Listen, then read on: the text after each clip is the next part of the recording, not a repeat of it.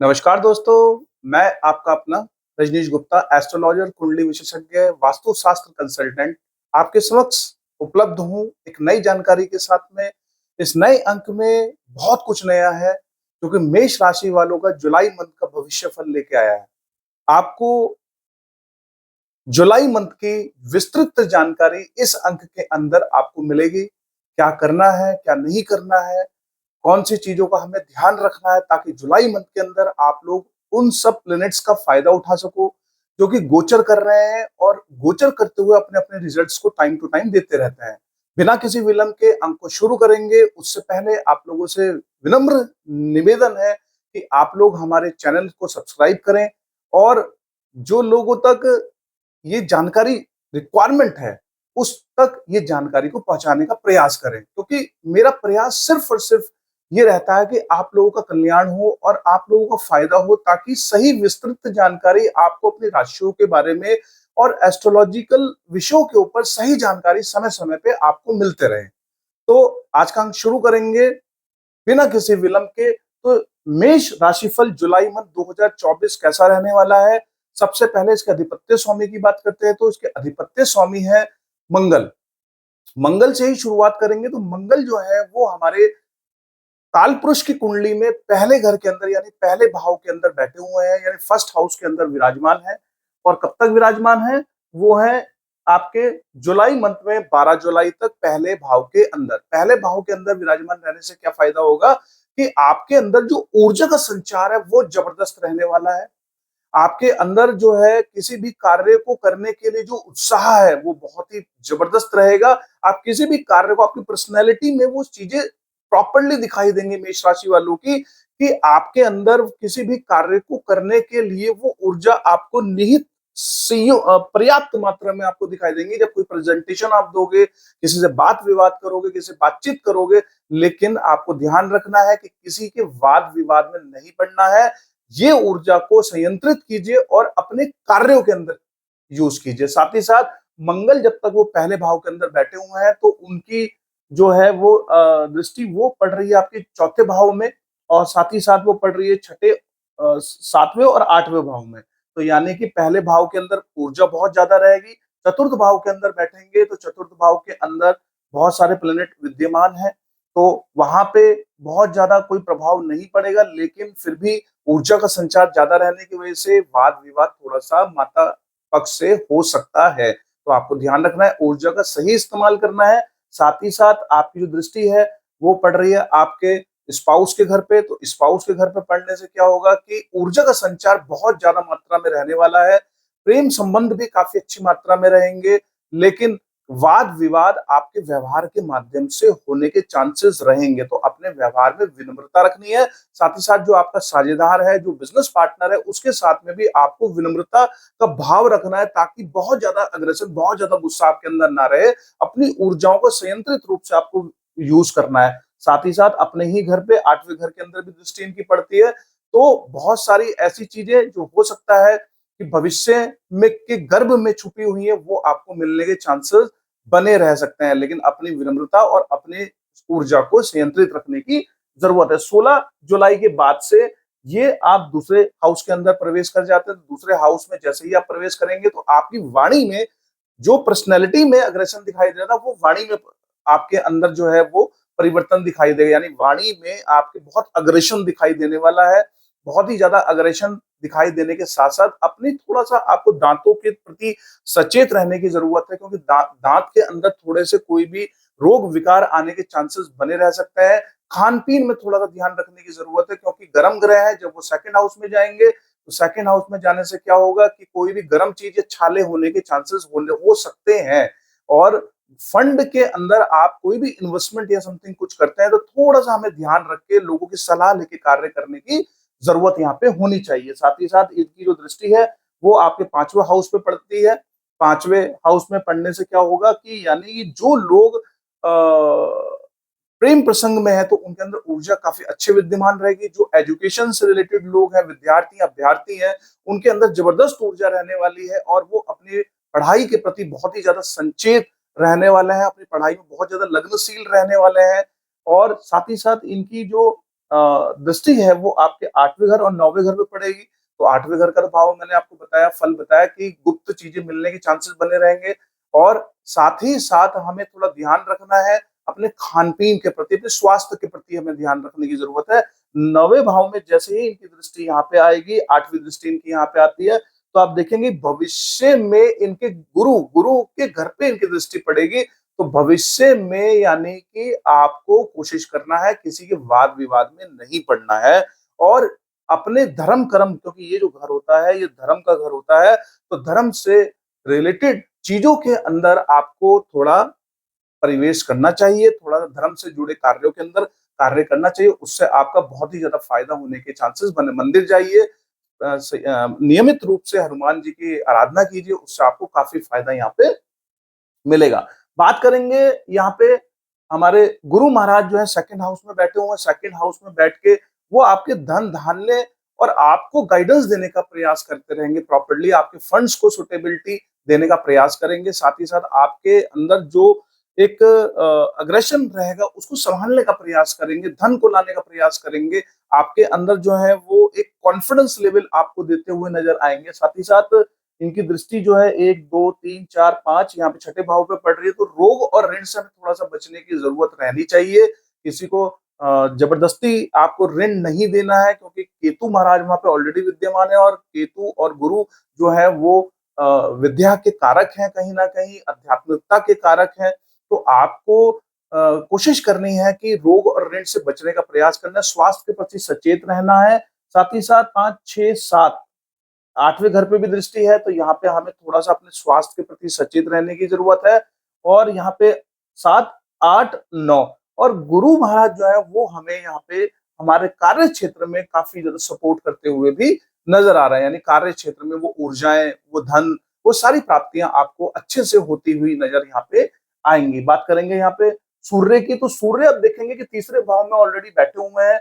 जुलाई month में जुलाई तक जो है वो तीसरे भाव में बैठेंगे, तो तीसरे भाव में बैठने से क्या होगा, और शुक्र भी ऑलरेडी वहां बैठे हुए हैं, तो शुक्र जो है अगर बात करेंगे शुक्र की, तो शुक्र जो है वो 7 जुलाई तक है और 7 जुलाई के बाद में वो 4th हाउस में चले जाएंगे और जो सूर्य है वो 16 जुलाई तक वहां बैठे, 16 जुलाई तक वहां बैठ के और 7 जुलाई तक जब वहां बैठेंगे तो शुक्र जो है वो आपके चीजों को थोड़ा सुगम करने का प्रयास करें, कंफर्ट जोन का प्रयास करेंगे, यानी कि जो छोटे भाई बहन होंगे वो आपकी बातों को बहुत अच्छे, मित्र जो है आपकी बातों को बहुत अच्छे से मानेंगे, आपके अंदर ऊर्जा का बहुत अच्छा संचार रहेगा, कॉन्फिडेंस रहेगा।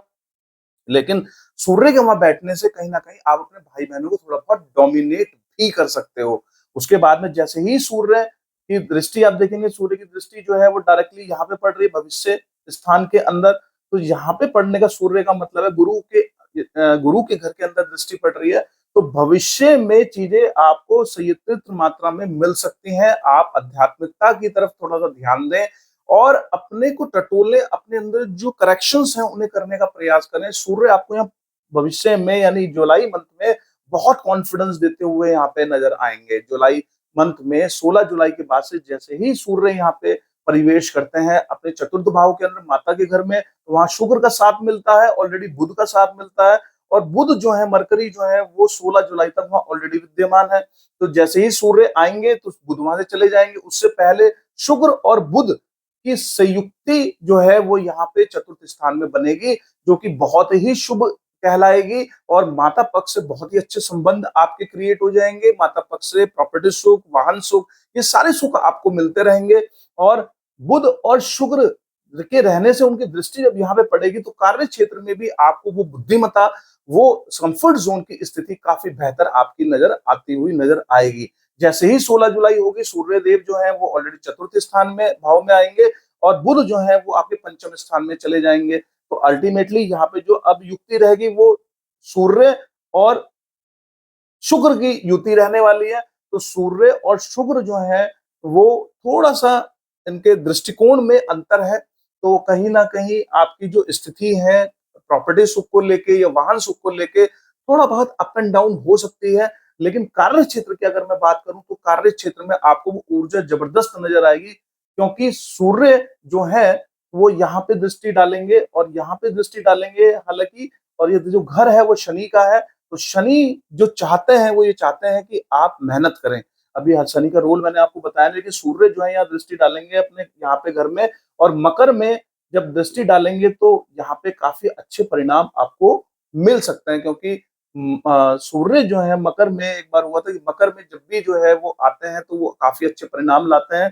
तो सूर्य की दृष्टि जब यहाँ पड़ेगी, शुक्र की दृष्टि यहाँ पड़ेगी और बुध की दृष्टि पड़ेगी, तो बहुत ही अच्छा कार्य क्षेत्र यहाँ पे होगा। आपको थोड़ा एफर्ट्स की यहाँ ज़रूरत पड़ेगी, अदरवाइज़ आपकी प्रॉपर्टी सुख में, वाहन सुख में काफ़ी अच्छी चीज़ें आपके फ़ेवर में रहने वाली हैं।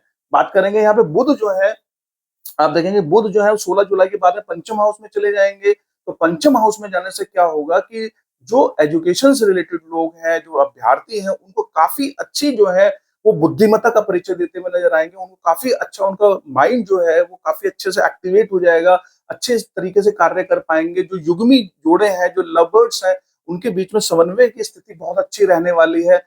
और ये बुद्धिमत्ता का कारक है, तो अल्टीमेटली काफी अच्छी इस समय पे बुद्धिमत्ता से आप कार्य करते हुए नजर आएंगे।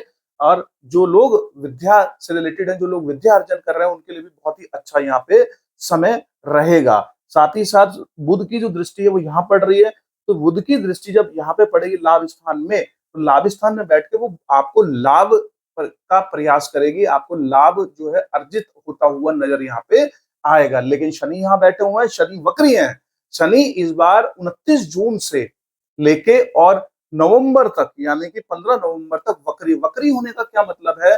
वक्री होने का मतलब ये होता है कि किसी भी ग्रह की ऊर्जा जबरदस्त बढ़ जाना, शक्तिशाली हो जाना। यानी शनिदेव 29 जून के बाद से बहुत ही शक्तिशाली हो जाएंगे, और शक्तिशाली होने के बाद में जो भी परिणाम करेंगे वो बहुत ही जबरदस्त करने वाले हैं। जैसे यहाँ से दृष्टि उनकी जो जा रही है, वो यहाँ पे पहले घर पे जा रही है, यानी पहले घर का मतलब ये होगा कि आपकी पर्सनैलिटी, जब आप किसी से बातचीत करेंगे, हो सकता है कि आपको रोग थोड़ा सा होने के चांसेस बने रहे, क्योंकि पहले घर में जब दृष्टि जाएगी तो हो सकता है कि आप जो है नसों से रिलेटेड रोग आपको होने के चांसेस बने रहे, या आपका पर्सनैलिटी आपको स्लो दिखाई दे। तो इस तरह की गतिविधियां आपको हो सकती है। जिस जगह पे बैठे हुए हैं वहां पे फाइनेंशियली स्टेटस आपको थोड़ा सा स्लो दिखाई दे। स्लो होगा नहीं, लेकिन हो सकता है। लेकिन आपके कर्म के ऊपर डिपेंड करता है कि आप लोगों की मदद, निस्वार्थ मदद अगर आप कर रहे हैं, लोगों के लिए बहुत ही ज्यादा हेल्पफुल नेचर आपका रहता है, अल्टीमेटली आप सही को सही करते हैं, कोई नियम कानून नहीं तोड़ते हैं, और अपने कार्यकाल में आप निष्ठा से, ईमानदारी से और साथ ही साथ मेहनत के साथ में लगे हुए हैं, तो लाभ और कई गुना बढ़ जाएगा, स्वास्थ्य अच्छा हो जाएगा। लेकिन अगर आप अपना मन चुराते हैं कार्य से जुलाई मंथ के अंदर, तो हो सकता है कि पर्सनैलिटी आपको थोड़ी सी स्लो यहाँ पे दिखाई दे। साथ ही साथ आप देखेंगे कि सातवें घर के ऊपर, यानी कि सातवें घर, जो लोग वेट कर रहे हैं संतान का, उन्हें संतान सुख मिलने के चांसेस में थोड़ा सा डिले हो सकता है, क्योंकि शनि की सातवीं दृष्टि वहां पड़ रही है। थोड़ा सा चीजों को स्लो कराने का प्रयास करेंगे। हमें अपने अंदर एकाग्रता बना के रखनी है, अभ्यर्थियों को एकाग्रता बना के रखनी है। साथ ही साथ जो लव बर्ड्स हैं उनके बीच में कहा-सुनी थोड़ी बहुत हो सकती है ड्यू टू सैटर्न, क्योंकि शनि की दृष्टि सातवीं वहां पड़ रही है और वो पावरफुल स्टेज में है। तो आप परिस्थितियों का यूज अगर करना चाहते हैं तो नियम कानून से चलें, साथ ही साथ मेहनत करते रहें, प्रयास करते रहें, विफल होंगे पर फिर आगे बढ़ते रहें, अपने अंदर नेगेटिविटी को जन्म ना दें। कोशिश अगर ये करेंगे तो आप शनिदेव की दृष्टि में जबरदस्त स्थिति में आ जाएंगे, और आपको आपको फल जो है उसके विपरीत मिलना शुरू हो जाएगा। सातवीं, आठवीं, नौवीं, 10वीं शनिदेव की दृष्टि यहाँ पे भी पड़ रही है, 10वें भाव के अंदर, यानी कि 8वें भाव के अंदर पड़ रही है। तो शनिदेव की दृष्टि जब यहाँ पे पड़ेगी तो अल्टीमेटली हो सकता है कि अगर आप बहुत जबरदस्त तरीके से मेहनत कर रहे हो, बहुत जबरदस्त तरीके से कार्य चीजें कर रहे हो, ऐसी चीजें कर रहे हो, हेल्प भी कर रहे हो लोगों की, आप आप मेहनत से लगे हुए हो, रात दिन एक आपने किया हुआ है, साथ ही साथ किसी भी की हेल्प जो है वो निस्वार्थ आप कर देते हो, और किसी को आगे बढ़ाने का प्रयास कर रहे हो, इसमें आपका कोई भी लाभ नहीं छुपा हुआ है। तो ये स्थान से आपको गुप्त चीजें मिल सकती हैं जुलाई मंथ के अंदर, यानी कि ये इस स्थिति में आपको फायदा हो सकता है। और यहाँ पे दृष्टि पड़ रही है, रोग से रिलेटेड इशू भी आ सकते हैं, तो अपने आपको अपने स्वास्थ्य के प्रति थोड़ा सा सचेत रहने की यहाँ पे जरूरत है। साथ ही साथ राहु देव जो है वो 12वें भाव में बैठे हैं। 12वें भाव में राहु का बैठना, यानी कि आप कहीं भी इधर उधर की यात्रा कर सकते हो, नेशनल इंटरनेशनल यात्राएं कर सकते हो, और माता पक्ष से माता-पिता से रिलेशंस को अप एंड डाउन राहु आपके करवा सकते हैं यहाँ पे और आपके पैर जो हैं वो कई बार अपने कार्य स्थान में नहीं टिक सकते हैं क्योंकि जब प्लानिंग आप करोगे तो हो सकता है कि कभी ये प्लानिंग कर लूँ, कभी ये कर लूँ, कभी ये कर लूँ। तो इसी सब चीज़ों में लगे रहो तो इसी वजह से हो सकता है कि आपको यात्राओं का भी सामना करना पड़े, अपने घर से दूरी भी आपकी यहाँ पे बन सकती है। साथ ही साथ 1, 2, 3, 4, 5 यहाँ से भी दृष्टि वहाँ पे आपके चतुर्थ भाव के अंदर पड़ रही है। चतुर्थ भाव के अंदर दृष्टि पड़ने से क्या होगा कि आपके सुख-सुविधाओं में अप एंड डाउन आ सकता है ड्यू टू डिसीजंस। तो आपको पॉजिटिव रहना है, अगर आप पॉजिटिव रहते हुए कोई भी डिसीजंस लेते हो तो आपकी चीज़ों में अभाव नहीं है क्योंकि हो सकता है कि आप कहीं इधर-उधर जाए नेशनल, इंटरनेशनल लेवल पे घर का सुख घट जाएगा, वाहन का सुख घट जाएगा, बाहर आप जाओगे। तो ये स्थितियाँ आपके साथ 5, 6, 7 रोग और ऋण से हमें थोड़ा-सा बचने की यहाँ पे ज़रूरत 7, 8, 9 और रोग और ऋण यहाँ पे भी हमें सचेत करते हुए नज़र आते हैं। देखिए दोस्तों ये जो चीज़ें हैं, कई बार क्या होता है कि ये जितनी भी परिस्थितियाँ मैंने आपको बताई हैं, ये सारी की सारी परिस्थितियाँ जो हैं वो गोचर के हिसाब से होते हैं और गोचर कभी भी जो प्लैनेट है वो एक स्थान पे नहीं बैठता है, कुछ समय के लिए एक राशि में आता है, फिर दूसरी राशि में चले जाता है, फिर तीसरी राशि में चले जाता है। तो इनका भ्रमण हमेशा होता रहता है और इन प्लैनेट के बेसिस पे ही हमारे जीवन में अप एंड डाउन चीजें लगी ही रहती हैं। लेकिन इसका मतलब ये नहीं है कि हम उनके ऊपर कंट्रोल नहीं कर सकते हैं, हम एक ही तरीका है उनके ऊपर कंट्रोल करने का, दृढ़ निश्चिता से, डिटर्मिनेशंस के साथ में एक्शन लीजिए, निस्वार्थ कार्य कीजिए, लोगों की भलाई के लिए कार्य कीजिए, आगे बढ़ते रहिए, पॉजिटिव रहिए, पाठ पूजा करते रहिए रेगुलर बेसिस और अपना ध्यान रखिए, अपने स्वास्थ्य का ध्यान रखिए। कोई भी प्लेनेट आपका भला ही चाहता है, लेकिन परिस्थितियों के हिसाब से चीजें होती हैं। तो कार्य क्षेत्र बहुत आपका अच्छा है, लाभ की स्थिति अच्छी बनी रहेगी, लेकिन हमें थोड़ा सा एफर्ट्स की जरूरत है। धन धान्य में गुरु आपको सपोर्ट कर रहे हैं, मंगल आपको सपोर्ट कर रहे हैं, साथ ही साथ शुक्र, सूर्य, बुध आपको आपकी प्रॉपर्टी माता सुख से आपको को प्रभावित करा रहे हैं, तो यानी कि आपके जीवन में इन सब चीजों को बढ़ाने का प्रयास कर रहे हैं। शुक्र आपके भाई बहनों के साथ में संबंध में बढ़ाने का प्रयास कर रहे हैं। बुध जो है वो अभ्यर्थियों के लिए लाभफुल हो रहे हैं बहुत ज्यादा और हमें ये सारी चीजें जो है हमारे पक्ष में ही नजर आती हैं। तो यानी मेष राशि वालों को जुलाई मंथ काफी बेहतर है, बस थोड़ा सा अपने स्वास्थ्य के प्रति सचेत रहने की जरूरत है, थोड़ा सा अपने कार्य के प्रति सचेत रहने की जरूरत है। अदरवाइज जुलाई मंथ के अंदर बहुत ही अच्छा उनको रिजल्ट्स मिलने वाले हैं। थोड़ा सा कार्य क्षेत्र के अंदर अपने फोकस को बनाने की जरूरत है, कार्य क्षेत्र में फोकस बनाइए, प्लैनेट्स आपको सपोर्ट अच्छी तरीके से कर रहे हैं। भविष्य में भी बहुत सारे प्लैनेट आपको दृष्ट कर रहे हैं, यानी आपके लिए बहुत अच्छी स्थितियां हैं। अपने कार्य क्षेत्र में अपने एफर्ट्स को लगातार बढ़ाते रहें, अपने एफर्ट्स की सीमाओं को एक छोर में ना बांधे, बैरियर ना बनाएं, टाइम टू टाइम इस बैरियर को काटते रहें और आगे बढ़ते रहें। आप देखेंगे जीवन में जुलाई मंथ के अंदर बहुत ही ज्यादा अग्रेसिव रूप से आप जो है आगे बढ़ते रहेंगे। धन्यवाद। आपको मेरी विवेचना अच्छी लगे तो लाइक एंड सब्सक्राइब करें, लोगों तक इसको पहुंचाएं। आपका दिन मंगल में रहे। Thank you so much.